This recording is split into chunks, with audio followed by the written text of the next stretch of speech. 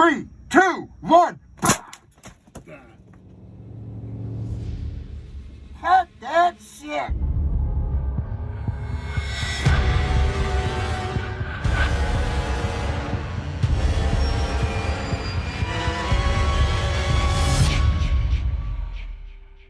So Jason in the Snow is something that fans have been asking for decades. And in my head, I just thought, let's come up with something that happens before the events of Never Hike Alone, so we don't have to tie it in to the series too hard. We can just give fans what they want. It's a nice short premise that allows us to test our new production procedures and also just deliver on cool Jason content that will get people excited for more material.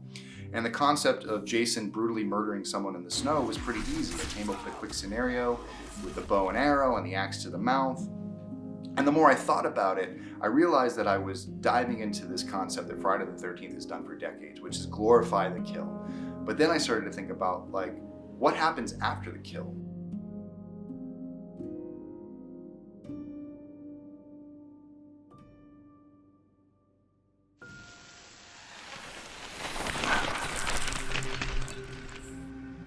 In Friday the 13th Part 4, there's this key scene where a family is grieving in a waiting room and the door shuts on them and you see them kind of accepting or starting to process this concept of losing a character. It was the first time the Friday the 13th franchise had done that, but they didn't spend too much time on it. They had the character of Rob Dwyer, who came back in Friday the 13th Part 4 to avenge the death of his sister previously that weekend. So there were hints of it, but they never really explored the aftermath of what it's like in Crystal Lake after one of these movies happens. The way that these characters and these townspeople deal with the aftermath of Jason killing a large section of their population. So I thought that that would be an interesting topic to explore. But I have the unfortunate duty of letting you know that your son is missing.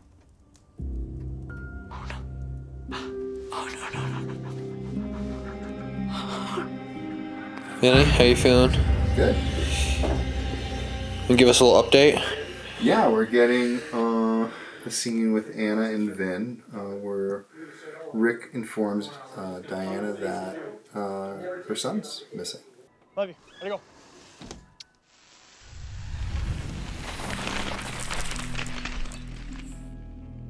It really started with Kyle and Kara and I sitting down and using Never Hike in the Snow as a proof of concept. So by the time we stepped into doing the Never Hike Alone sequel, that we were a well-oiled machine that could do this in months rather than years. Our production staff was much more seasoned this time around. So there wasn't a lot of guesswork. It's more of, we knew exactly what we were gonna shoot. We knew exactly what equipment we were gonna have. It was just this level of confidence going into the production.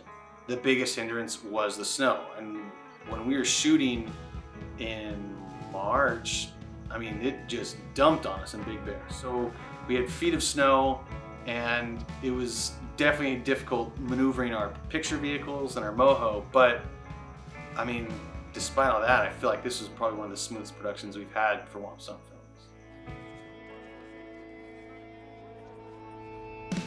Cut.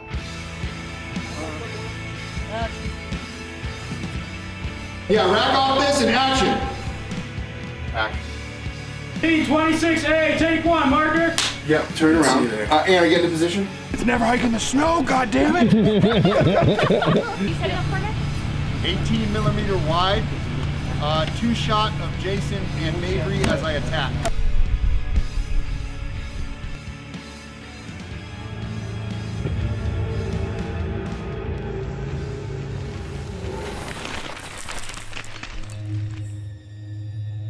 You know, looking back on it, I think it's pretty amazing the cast and crew we were able to wrangle for this show, because there were so many new faces. Of course, we welcomed some of our old friends back. Bryan Forrest came back, obviously, to play Deputy Alan Mabry, but he was also once again Ghost Jason Voorhees, along with me, being my stunt double and working with Jessica Aaron Bennett in stunts. I should really go home to my wife and child.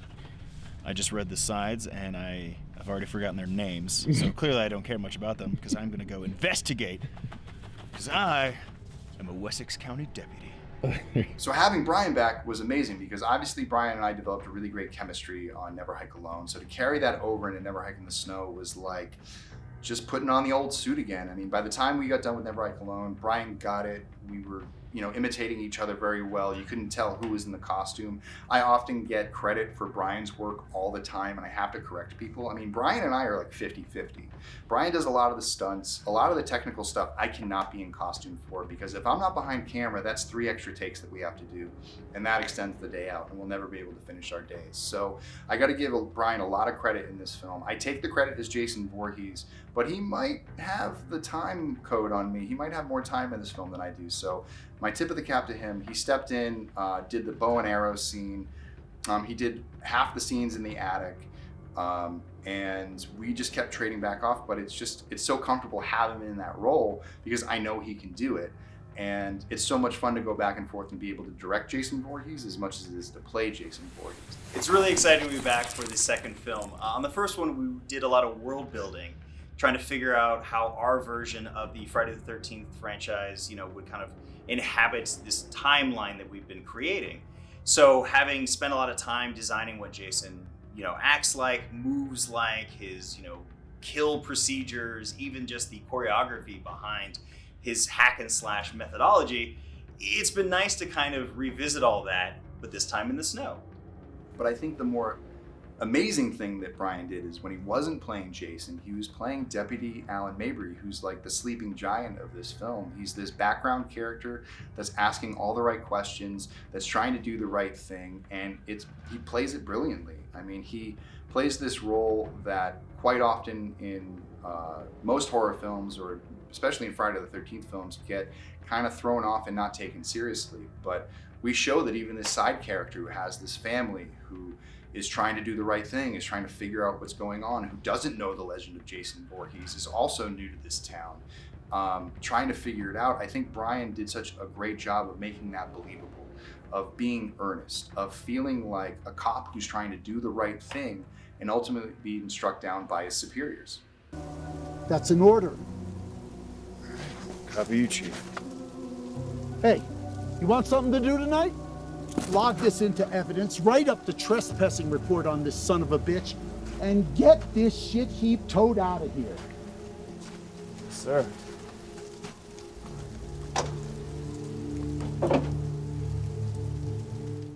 One of the surprises that we pulled on fans this time is we didn't let them know that we had a cool flashback scene that we were going to include in the film. Fortunately, we happen to know a great actress by the name of Lennon Hobson, who happens to be a significant other of our good friend of ours, Bryan Forrest. And she happily agreed to play Pamela Voorhees for us in our flashback scene with young Pamela and Jason. Obviously, I'm a younger Pamela Voorhees, so that was fun because I got to bring my own twist to it. I didn't have to do an impression of Betsy Palmer, or even in the remake or anything like that, where they sort of do the older Pamela Voorhees. I was young Pamela. We haven't seen her before. She's kind of mysterious, but still creepy. So I originally wasn't part of the cast of Never Hike in the Snow. So when Vincent emailed me and said, would you come to the cast meet and greet brunch? They were talking about the shoot dates, and Thom Mathews was there, and Courtlan was there, and everybody was talking about their characters, and I was just sitting on my corner of the table eating eggs. And Vincent then said, Lennon, I'm glad you're here because I'd like to ask you if you would play Pamela in a flashback scene. And I played it really cool. Everyone will tell you, super cool. Didn't have a meltdown or freak out at all. To say Lennon was excited when she got the role might be an understatement. I heard that there were tears and screaming for joy. This is something that she was very excited about. And I think that's something that Friday the 13th fans should be excited about when someone receives a role like this and having that type of an emotional reaction of getting to play this even in a short scene. She took it very seriously. We talked more than I thought we would about Pamela, about what she would be wearing, other than the sweater, how she would wear her hair. And she was just very committed to the role, and I loved that. It was so cool. I loved walking onto set and seeing this beautiful masterpiece of my rotting corpse, and then knowing that that's my fate. So in August of 2019, I went to New Mexico to work on the 13th Fanboy movie for Deborah Voorhees. And on day one, I met a young effects artist by the name of Nora Hewitt. And I want to say about after a day of hanging out, we just hit it off. I got involved with the Never Hike in the Snow, Never Hike Alone universe through my work on 13 Fanboy, which is another Friday the 13th, not fan film, but kind of in the same universe, inspired by, it's a bunch of the old heads from the Friday the 13th franchise coming back and doing a movie directed by Deborah Voorhees. And one night, after shooting 13 Fanboy, we were on the back porch of the Airbnb we were sitting in, and I started telling Nora about the Disappear music video and about Never Hike in the Snow and how I wanted to do it. As soon as we wrapped on 13 Fanboy, we came back, we got together, drove out to Flagstaff and shot the Disappear music video, had a wonderful time. And then after we raised the money for Never Hike in the Snow, we talked about the amazing kills that we wanted to do in this film. And every time I threw something at Nora, a little bit of a curveball, like, hey, we're doing a young Jason scene now. Hey, I want to blow the deputy's head off. Can we do this? I sculpted the prosthetic that Mark wore when he got the axe in the face. I had another artist sculpt the silicone head. I had Cody Wilkinson, who works for Vincent Van Dyke, and he is awesome. He does a bunch of blood rigs for like all the Halloween movies and stuff that have been coming out through Blumhouse, and he's like a top-notch dude. So he actually designed the blood rig that went underneath Mark when he got the axe to the face. So I really kind of just pulled from my Rolodex of artists that I've worked with, people I'm friends with, and I just kind of tried to get the best people I could to throw their hand in and be part of the project. Yeah, I got to put together like a lot of people were excited about this kind of kill. I mean, Yeah. it's not something that you always get to be so creative and a part of, so. Yeah, it was fun technically figuring it all out. Rachel molded everything. She also ran all the silicone for the Mark head. It was definitely like a takes the village type of thing. Lots of Always amazing does, artists. yeah.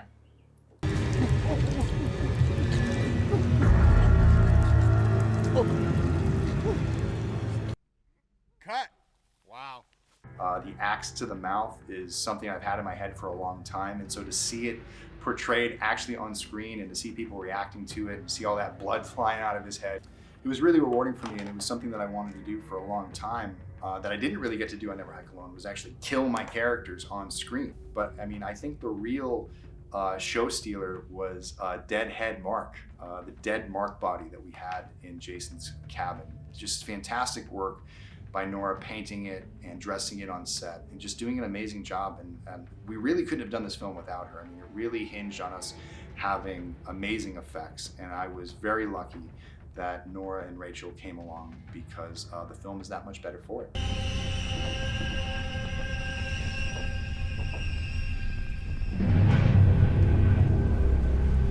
Evan Butka, who was a camera operator on the first Never Hike Alone, has stepped up on this one to become our director of photography, and he did an absolutely phenomenal job. We shot about half the film with Evan's red camera on Never Hike Alone, so to have it for the entire production of Never Hike in the Snow made things so much easier. We were able to keep a consistent quality of camera files. We weren't trying to mix and match camera footage and match it up in post. It really made things so much easier. From camera opping on Never Hike Alone, Vin and I became pretty good friends, and he reached out to me about DPing Never Hike in the Snow. And once when he sent me the original idea, which was a very small condensed thing, I was super stoked on it. And then from there kind of branched out, and together we worked on shots and storyboarding and all that fun stuff. My favorite scene to shoot is when we had the camera on the jib, and it was Jason doing his bow and arrow kill shot on Courtlan. Just moving the jib around Jason and going from Jason down the bow, racking focus to the arrow tip. By far my favorite shot and sequence of the film. I think one of the more interesting aspects of this episode was bringing back Vinny Guastaferro as Sheriff Rick Colon to investigate a disappearance in Crystal Lake and see how the Wessex County Sheriff's Department handles a missing persons case. I maintained a friendship with Thom Mathews, the original Tommy Jarvis from Friday the 13th, Part 6. And he told me what happened with him, that Vinny DiSanti had called him to do a cameo at the back of the ambulance in Never Hike Alone.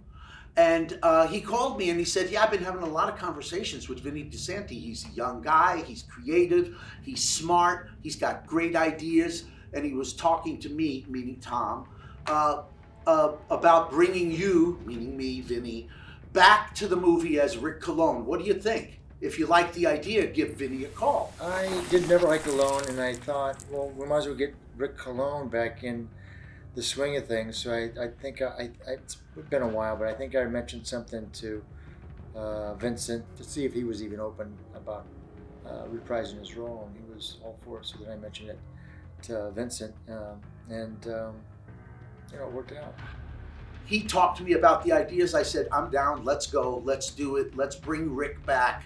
He was a kind of funny, kind of not likable character, and bringing him back would give Tommy Jarvis something to push against. Jason's back. How many people gotta die before you wake up? I got you now, Jarvis. You bang. Fucking prick. There's been a rival between Vinny Guastaferro and myself. We're both wise asses. When we sit together and smoke a cigar or talk about stuff, we're always quipping and bantering with each other. I came up with a couple of one-liners that we now have in the movie, but he just doesn't stop. We drove up to the mountains together to do this film, and even in the car, the relationship started. No, you're going the wrong way. Shut up. I mean, he doesn't believe anything I say, on screen and off screen. No, don't make that turn. Don't tell me what to do. That kind of stuff was going on all the way up, and we laughed at it and then said, okay, let's bring that to the set. Let's bring that to the movie. And it continued. So it's really frustrating. I don't know how his wife Cindy puts up with him, to tell you the truth. And he's got kids, and I haven't talked to them in a while, but it can't be good. Trust me. And I'd get a text, and it would say, what do you think about Rick the Dick? And I would write back and say, okay, Jarvis, I got you now. And so we were using lines from the script to taunt each other and have fun. So coming face to face with him on the set was just, for me, intensely gratifying as an actor and just fun. From a fan standpoint, having Thom Mathews and Vinny Guastaferro on set was so cool. And then them being in costume and walking around with weapons and stuff, it was so much fun. We were very lucky to borrow a fantastic actress by the name of Anna Campbell from our good friends at the Jason Rising production. Anna came in as a recommendation by a good friend of mine, James Sweet, and couldn't have been a better recommendation. She did an amazing job as Diana Hill, this mother who is grieving from the loss of her young son, this person who that's all she's ever known. We wanted that to mirror the relationship between Pamela and Jason, and in this relationship it's Diana and Mark. The thing that I really liked about Diana from the beginning was that she's clearly smart, and we made the decision to make her a doctor, make her a career professional. She's someone who has successfully raised a child on her own and tried to make the best decisions for the family. And she knows that there's more going on under what she's being told about the disappearance of her son, and she's just not going to take no for an answer. One kind of discovery we made in this process was a young actor by the name of Courtlan Gordon. Courtlan I met when he messaged me after he had saw Never Hike Alone, and I was aware of his work with Odyssey the Odd. They had done the Friday the 13th, the game in real life, and several other fan films that were really impressive on almost no budget. And I was just really impressed with him as a filmmaker and as someone with a lot of drive. Yeah, so I moved to LA about 3 years ago, and then that's when I realized I had no friends out here. Then I remembered Womp Stomp Films was out here, so I shot Vinny a message to the Womp Stomp Films Facebook page, just letting him know that we're those guys that made that Friday the 13th game in real life. So then he reached out to us, or he reached out to me, and wanted to grab coffee and breakfast. So we did, and we chit-chatted, and we became really, really good friends. He told me, I'd help with anything that Womp Stomp Films is doing next, and he kept me informed with all the projects and whatnot. So then about a year later, he calls me and he pitches me the idea. He goes, bro, I have this crazy idea. I want you to play the lead actor, Mark Hill, in Never Hike in the Snow. I was like, what? Which caught me off guard because I'm not an actor at all. I direct, I film, I edit, I do all that minus the acting. I mean, we run our own YouTube channel and whatnot, but nothing on this level. So I was pretty freaking excited. Courtlan and Ryan of Odyssey the Odd came and helped us out for our original production, Pathosis, where they PA'd for us. I mean, these guys laid layout board. They did anything that we asked of them, and they never complained. And I just thought that was, you know, really endearing for the type of character that they had as individuals and as filmmakers. And when I was thinking about casting the role of Mark Hill, the minute I thought of Courtlan, it made sense, because a lot of this character is Courtlan. He's this young filmmaker who will go at any lengths to get a shot. He'll go anywhere, do anything, put himself through anything, and not worry about the risk. And sometimes I worry, or sometimes, you know, and while writing the film, I used to wonder, I'm like, man, his mom must get really worried when he goes out there and does some of these things. And when we put it in the context of Never Hike in the Snow, it was heartbreaking to put it in context, because this is something that, you know, is really related to Courtlan's life in a way. So I took that as kind of an inspiration of how devastating it would be to lose a friend who's an artist, who goes out on an adventure and just never comes back. And that really played a big part in it. When Vinny reached out to me about playing Mark Hill, I was, you know, of course, super, super excited. And he kept telling me that he saw a lot of me, Courtlan, in Mark, the character he was writing. And then after I read the script, I realized, holy shit, this is me. When it comes to the photography, the exploring, just the way I am, especially with my mom always calling me and whatnot, like my relationship with my mom in the film is like my relationship in real life with my mom, minus the fact I'm not as nice to my real mom. But sorry, Mom, I love you. Little did I know that deep within Courtlan's filmmaking abilities and every other ability that he has, that he's also a fantastic actor. His scene with Anna in that morning really solidified it for me, on that he had such a dynamic range, and not only being able to act all the action stuff and, you know, get shot in the leg and chopped in the mouth and wear the prosthetics and be a good trooper about laying in the snow for 4 hours, that when it came time for him to actually act and emote, that he was right there carrying with Anna one for one. And, you know, as so many great prosthetics and things that are in the movie, I really think my favorite scene in the entire movie is the scene between them, because it's the scene that solidifies it all. It's that moment where two people who love each other very much last see each other, and the last memory you have of somebody. And without that scene being important and done well, I don't think the rest of the film is successful as it is, because that's really where it supplants the emotion. Courtlan is such a surprise. I mean, he is a YouTuber, right? I mean, Courtlan comes from the world of making your own stuff and making people laugh, and, you know, he obviously loves the horror, but my God, that kid is an incredible actor. He just found such a natural way of being this boy, of finding depth underneath, you know, what could, again, have just been something super simple. But he brought both the love of Jason to the project and truly some incredible acting chops, and it was an absolute pleasure to get to spend the day working with him. What you doing today? So, I was Googling things to do around here, and found some woods. I'm gonna go explore. Well, where are they? Listen, Mom, you need to stop worrying what I'm doing. Never gonna happen. Stop. Okay. It's snowing. I gotta go. I think Courtlan did an amazing job.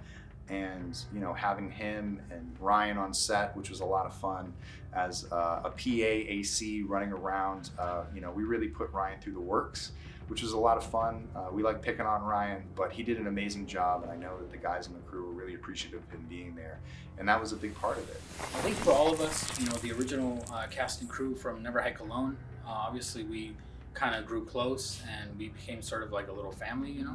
That being said, the new cast, and as well as some new crew members this time around, you know, we welcomed them with open arms, and we definitely had a blast. I feel like a lot of them complemented each other's strengths in a way, so it just made everybody as a whole, you know, that much more efficient, and was able to let us crank out a better film. We learned a lot, basically, from Never Hike Alone to Never Hike in the Snow. I scored Never Hike Alone as well as this new Never Hike in the Snow. It's the differences from the score perspective were that Never Hike Alone, obviously summertime, more of the camp, so we wanted a little warmer, use a lot more orchestral elements. Whereas Never Hike in the Snow, I intentionally try to make it feel cold and lonely, and like sampled a piano, ran it through a lot of reverb, so it's like kind of Jason's theme.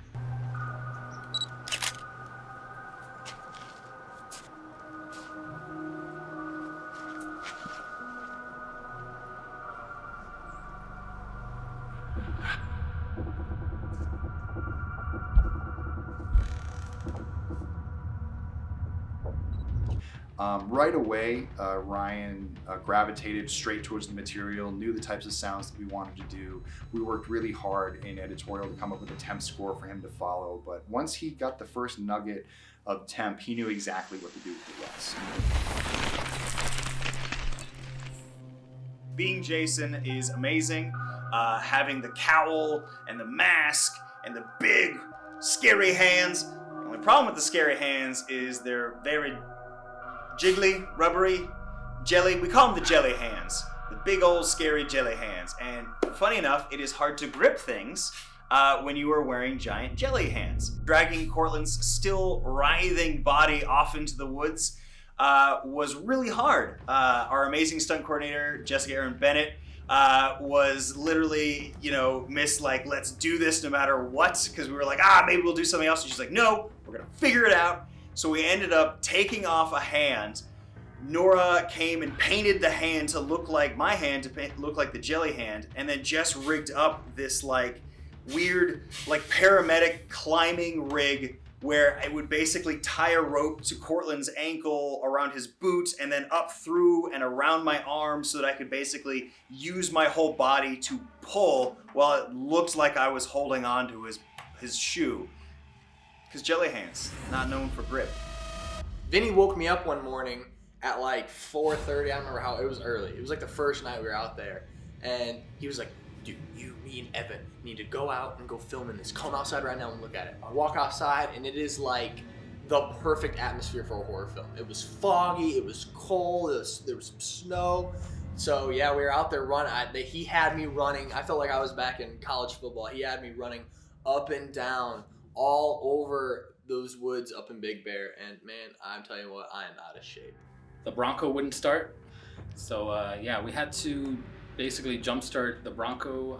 Luckily, we had a crew member who knew a lot about cars, so we were able to sort that out. It took a little bit. It kind of put us behind schedule, about, I want to say, maybe an hour at the most. We had to, but we took advantage. Vin really knows what he's doing, so he took advantage, and while we were, instead of just waiting, sitting around, he shot other scenes. So, I mean, I feel like when you're on any project, obviously, you can't, you can plan for everything and you spend all the time thinking of every issue, but there's still always something no matter what. And mainly, I mean, it's a lot of work, so the two of us had to divide and conquer and figure out, one person had to be prepping blood rigs while makeups were also being laid down and color matching and the whole, everything had to be timed properly while talking to Vinny and stuff. And,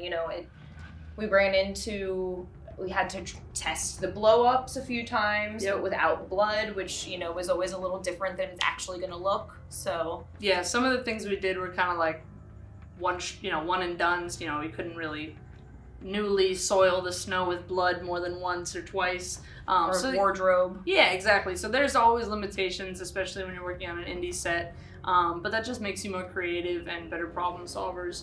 Part of the job.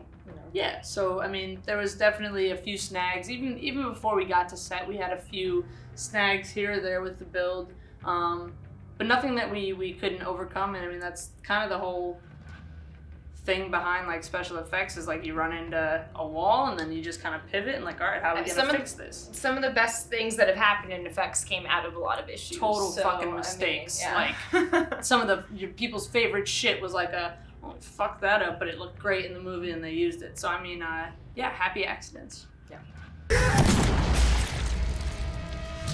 My biggest concern on the edit for this one was really just pacing, because even though it's a short film, it's also a part of a larger story. It has to sort of be able to work as like a 20-minute YouTube video, but then it also has to work in the scope of a larger, whatever it is, hour and a half, 2-hour web series. So that was interesting, sort of trying to walk that fine line. It was interesting doing this, because there's a lot of weird stuff with Friday the 13th, sitting on frames after somebody has left the frame, letting people sort of watch and wonder if something's gonna pop out or look for things in corners and stuff like that. The jumps and the transitions and stuff are a lot more challenging than I thought they were going to be, but it was challenging in like a fun way to try to make it work. Unfortunately, through production, when we were in post-production, about a month into the pandemic, Mike's father actually caught COVID-19 and a few weeks later passed away. My family got sick. I had to peace out to New York for a little while. Sadly, my dad ended up passing away from it. So when I came back, oddly enough, this crazy little fan film sort of brought me back down to earth. The pandemic and all and everything that happened was getting really overwhelming. But this sort of just gave me like a bit of a reset. Vin was gracious enough to wait for me until I got back, and yeah, this in no small way, this film sort of saved my life.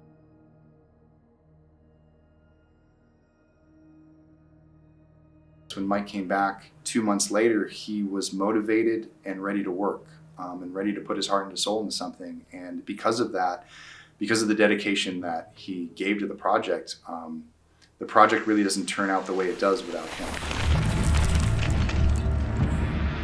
I just want to say thank you so much from the bottom of my heart for backing us and for allowing us to keep making these crazy stories out in the woods.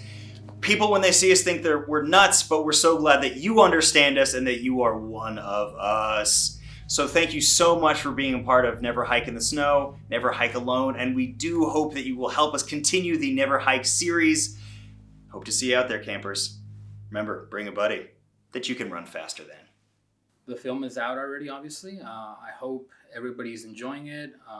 We certainly enjoyed making it. We are fans ourselves. We wouldn't be doing this if it weren't for the love of Friday the 13th that we all share. So yeah, with that being said, hope you guys enjoyed it. If you haven't checked it out, definitely feel free to check it out. I wanted to assure you that this story is going to continue, and this character right here, Rick Cologne, will return. So just remember, wherever the red dot goes, you bang.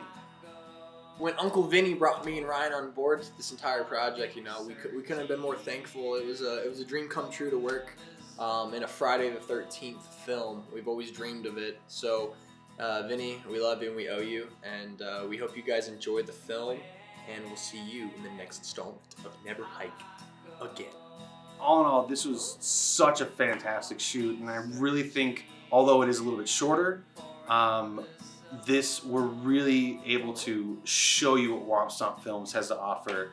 And, thanks to the fans for supporting us. You guys have helped us through the entire thing. Without you guys, we wouldn't have been able to do it. And I really think that we did something very special that you guys are going to be very, very happy with. And I cannot wait till you guys see it. It's just the production value on this definitely exceeds Never Hike Alone. So, love you fans. Thank you so much for everything. Kyle out. It's old school and new school working together to figure out how to destroy Jason Voorhees, this town that's caught in the middle, a corrupt police sheriff who is out there trying to keep things secret, and this grieving mother who's trying to get answers for what happened to her child. And in the context of the Never Hike Alone saga, we're going to answer all these questions, and the people who are going to get their up and comings are going to get it, and we're going to watch Jason kill a lot of people. And at the end of it, we're going to get a conclusion that I believe that Friday the 13th fans are going to feel that closure that they never felt from a Friday the 13th ending in a very long time. And so I just want to thank the fans for giving us this opportunity, and we're very much looking forward to continuing to tell this story.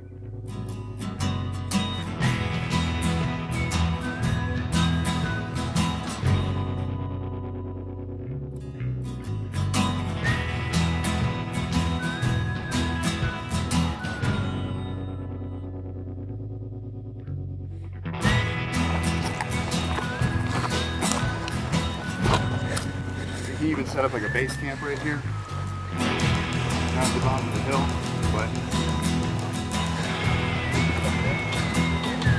a lot of this is like in the corner here, it has like stuff sticking out. But this collapse, and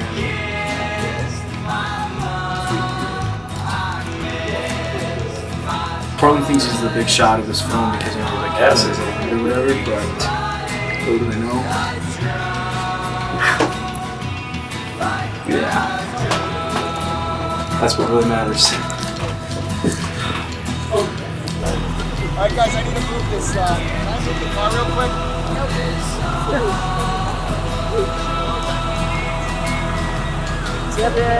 Yeah, get it, bud.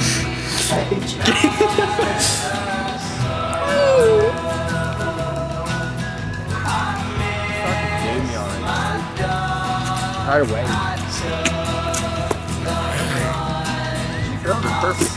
Scene 16, picture up on Courtlan fucking Gordon. Hey, what's the fuck?